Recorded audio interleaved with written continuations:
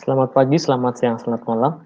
Kami kelompok Sensor Networks untuk Protocol Operation Speed untuk mata kuliah Sensor Networks yang diampu oleh Bapak Arden Sumiharto. Anggota kelompok kami adalah saya sendiri, Anskelus Pangestu Haji, kemudian Muhammad Mafida, dan Anan Hafiz Hasan.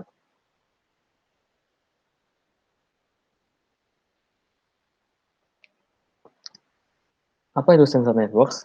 Sensor Networks merupakan sebuah kumpulan node yang dapat berupa sensor yang akan melakukan pengambilan data pada parameter ukur dan kemudian dikirimkan pada sebuah node sentral atau sebuah server untuk dilakukan pengukuran data. Nah, sensor network sendiri terdiri dari dua hal, yaitu yang pertama adalah sensor node, kemudian source node, dan kemudian sig node. Fungsi utama dari sensor network sendiri adalah untuk pengiriman data. Next.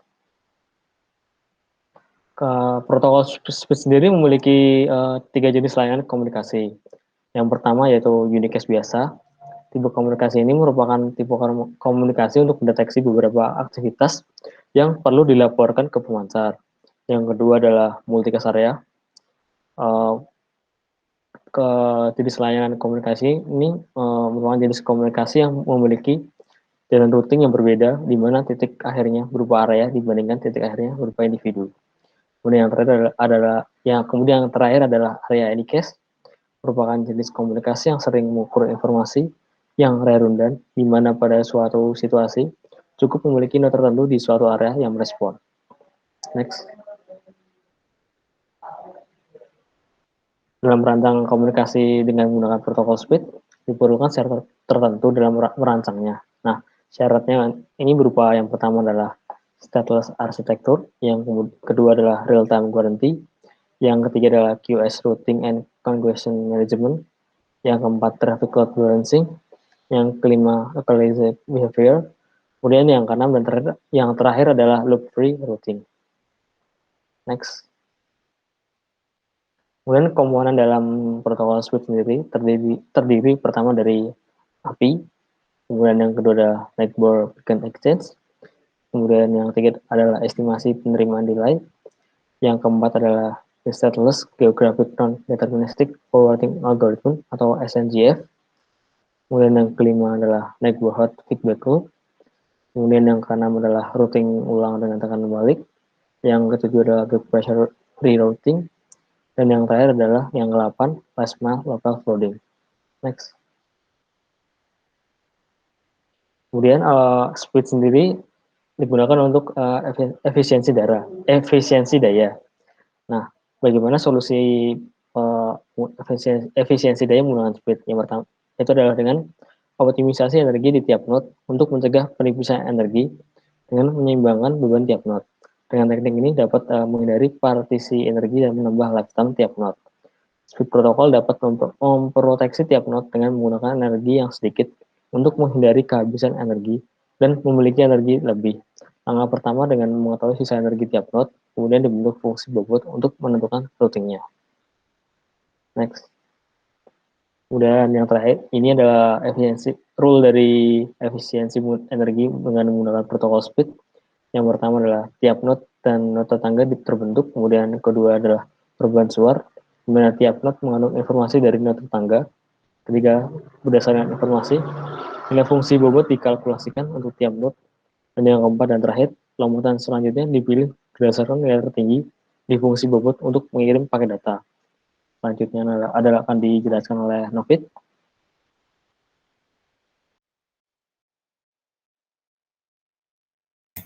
Ya, terima kasih untuk saudara Ansgarius.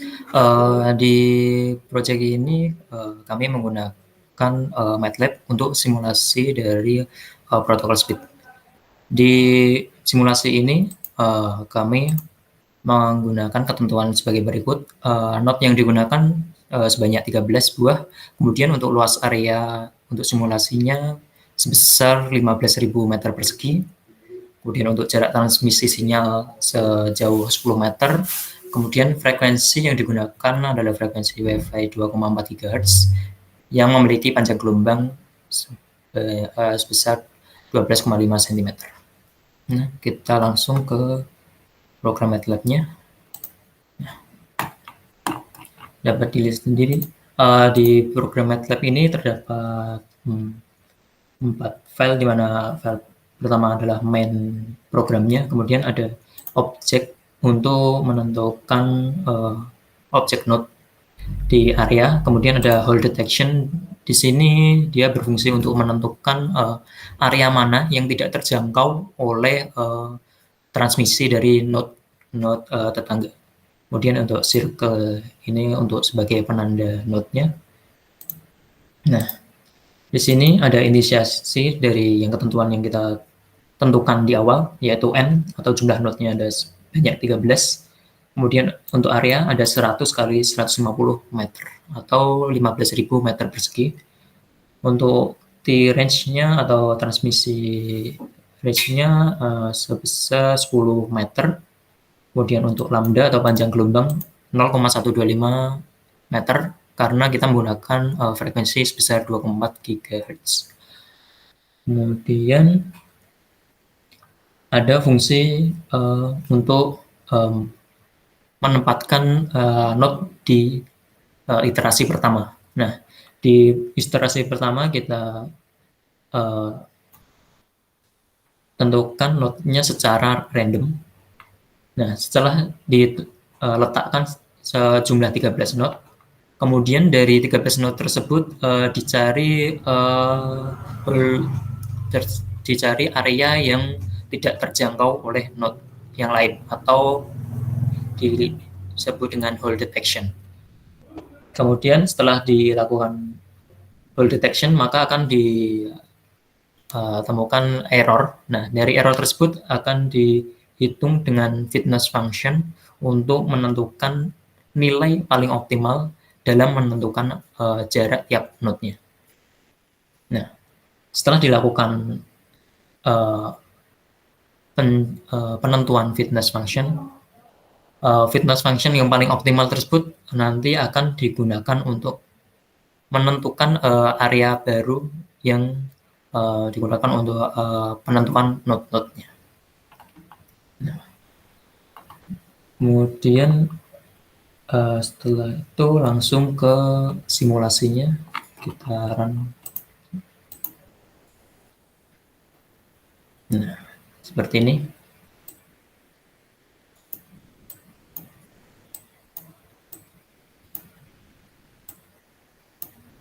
Nah, program akan terus berjalan sampai iterasi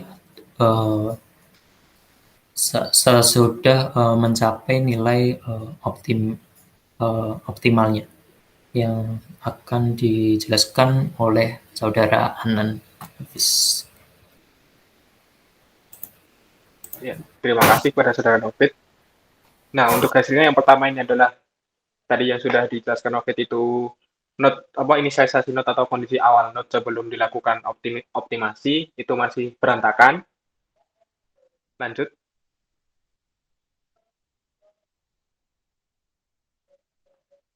Nah, setelah dilakukan optimasi dengan program tadi, dilihat di samping ada daerah yang berwarna lingkaran hijau. Nah, lingkaran hijau itu merupakan kondisi di mana daerah yang tidak terjangkau oleh transmisi node yang saling berdekatan. Seperti itu intinya. Nah, setelah itu, setelah ada ditemukan seperti ini, dilakukan simulasi tadi, didapatkan hasil, yaitu lanjut. Nah, didapatkan hasil proses untuk mencari base function value-nya itu di sini. Yang awalnya masih bernilai di antara 2,65 sampai 2,7, sampai akhirnya ke iterasi selanjutnya sampai kurang lebih di simulasi itu 190-an iterasi, didapatkan nilai yang paling efektif atau efisien itu sebesar 2,41955.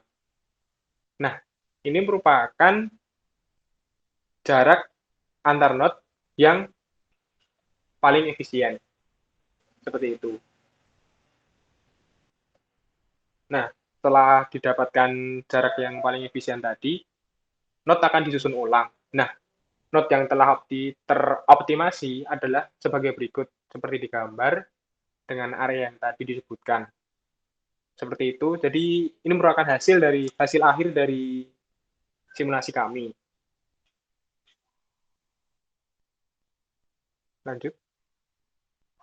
Nah, kesimpulannya sendiri, strategi wireless yang ditingkatkan protokol speed berbasis jaringan sensor mesh dapat dilakukan dengan meningkatkan skema pertukaran suara SNGF dan algoritma tetangga. Dan dengan menyesuaikan pertukaran informasi frekuensi node seluler dengan node tetangga, juga probabilitas meneruskan pilihan node, meningkatkan node dukungan mobilitas.